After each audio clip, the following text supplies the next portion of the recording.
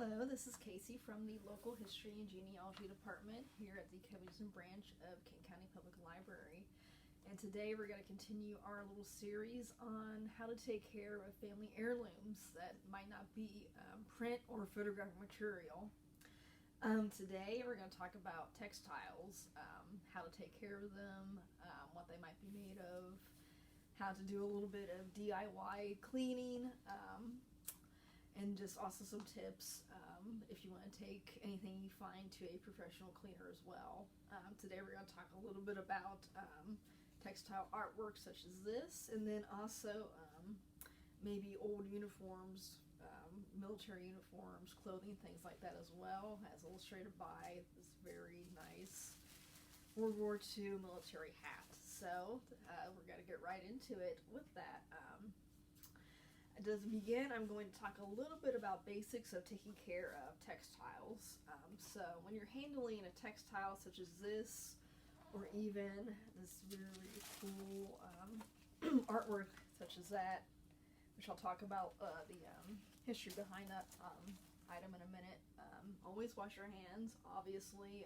If you have any soap or lotion on your hands, the oils in that could get onto fabrics such as that or textiles and possibly damage that. So you definitely want to wash your hands first. I did before I touched that when you're working with textiles and objects that you might find.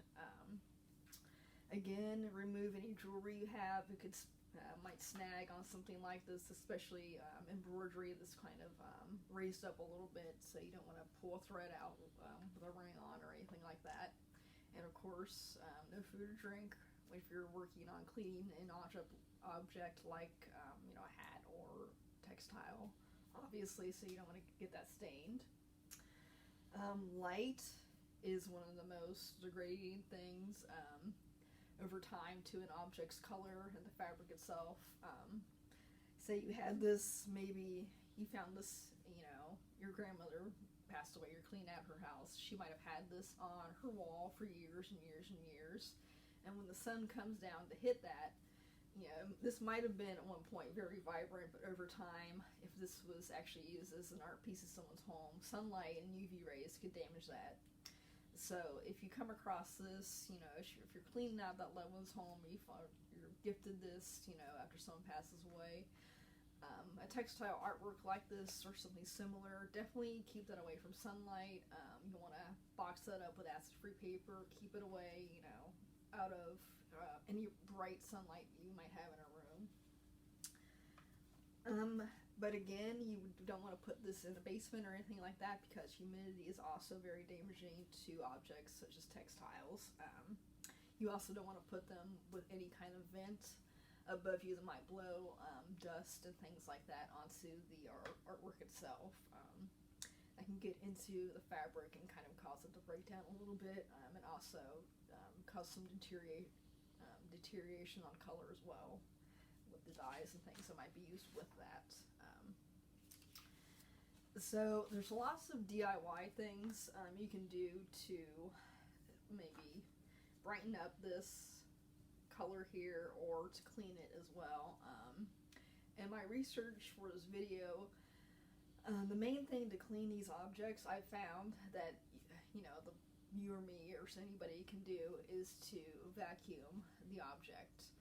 Other stuff might be best left to the professionals, but on these prints here, I'm not gonna do any vacuuming on it, because I see that there are some loose threads and things like that, so I don't want to risk pulling out some of these threads here. And again, definitely look over any kind of object like that, like embroidered things like this. You can really tell on this, so probably not the best candidate for what we're going to do or demonstrate here right now. But the textile I'm going to do some of the DIY cleaning on would be this. You can kind of see that it's a little bit more finely packed or kind of sewn in, so I'm going to be really careful not to try and get some of these that look like they're a little bit raised up, but this is more of a better candidate for that type of DIY cleaning than something like that. And after I'm done testing out our cleaning method here. I'll give you a little bit of background of how, what this is, who the artist is behind this, how it came to the department here. But this will be a little bit loud because I'm going to have the vacuum on. But for the cleaning, everything I've seen from professional historical societies and things, museums say that if you want to do this at home, the best thing you can do is to get cheesecloth, something that's kind of somewhat finely threaded. It has a little bit of opening to it. Or I also have, I actually cut this out of like an old like delicates bag. It has some, kind of the same idea. It's very thin, but it has some holes in it so the air can go through. But basically we're just trying to pull some of the dust, a little bit of the dirt out of this. So I've not done this before. We're going to give this a try and see. The techniques I've seen say to sort of tap it. So we'll see what happens here.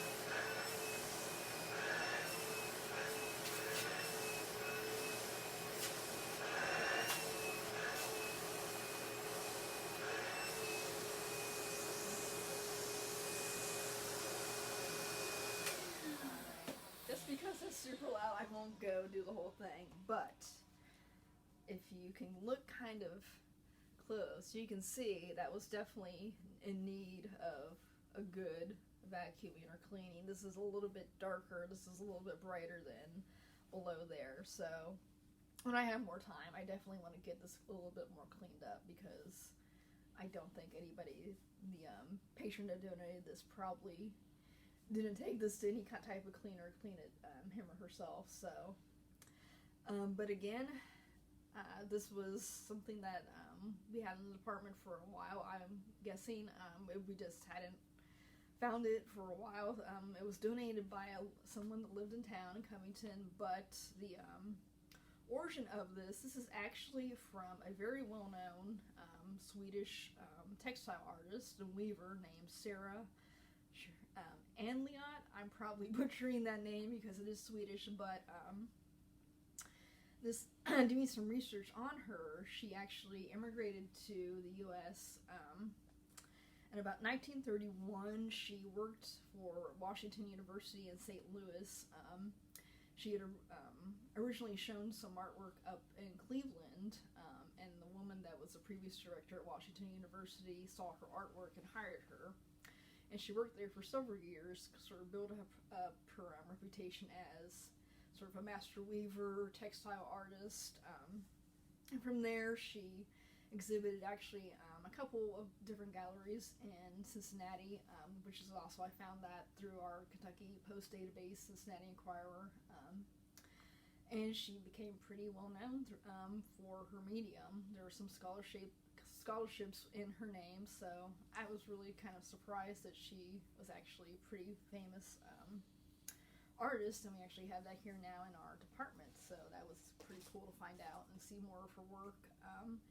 And again, just to illustrate, I think the patron that had this, I don't think they even knew that this was, maybe quite as well-known artist as maybe they thought.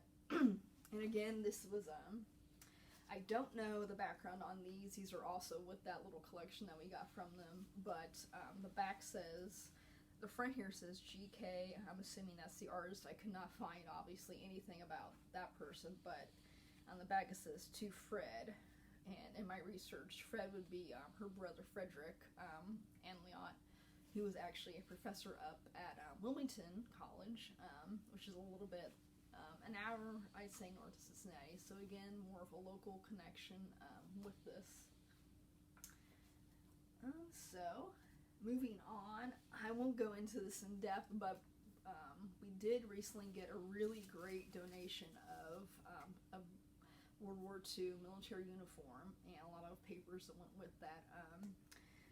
The veteran's name was Woodrow W. Booth, very well known in the area.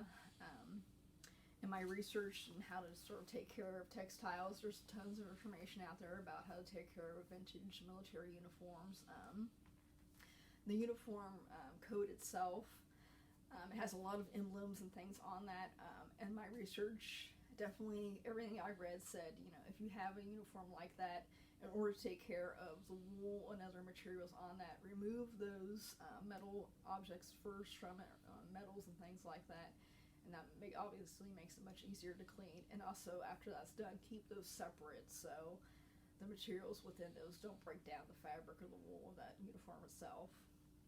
And the same sort of goes for the military hat as well. I believe the fabric here is wool to match the uniform, but then you have, like, I don't know if that's actual leather or not, but you have a leather-like material and then the metal emblem here as well. So uniforms, costumes, things like that, you get into a little bit of a trickier area because you're working with different materials as well, not just fabric. So for this was actually the bottom, excuse me, of the dress uniform bag. And there was nothing to keep the shape, so I took a little bit of bubble wrap that we have, kind of pushed it up to give that top a little bit more form, and then some acid-free paper as well on the inside, just to give it some shape so it doesn't get kind of smushed down. And I will also probably put this separately into a blue acid-free box as well, just separate from the uniform, so it doesn't get, smashed with everything else there. And that's about it. I hope I gave you some good ideas if you happen to come across a piece of textile artwork like that in your own family, if you're gifted that, or that's passed down maybe from generations. Next video coming up is going to be over how to take care of watercolors and maybe other ink-based artwork you might have in your family. So hopefully you will join us next time for that.